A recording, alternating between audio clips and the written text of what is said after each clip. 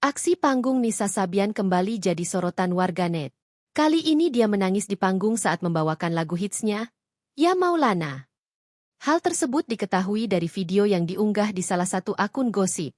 Menilik videonya, nampak Nisa Sabian tidak dapat menyembunyikan mimik wajahnya yang sedang menangis. Bahkan perempuan yang dikabarkan sudah menikah dengan Ayu Sabian itu, langsung menutup matanya karena tidak bisa menahan emosinya. Para penonton pun nampak kompak membawakan bagian ref lagu, Ya Maulana. Tersebut seperti membantu Nisa yang tidak bisa melanjutkan menyanyikan lagu tersebut. Mendengar suara penonton yang kompak membawakan lagu tersebut, perempuan 25 tahun itu langsung terjongkok dan terus menangis. Tidak diketahui apa yang membuat Nisa Sabian menangis di panggung. Namun, beberapa warganet langsung merespons unggahan video tersebut dengan beragam komentar. Mungkin dia ingat dosa ngerebut suami orang, ungkap salah satu warganet. Nggak sebanding sama air mata Riri sudah sampai nggak bisa nangis. Riri anaknya 3 sambung warganet.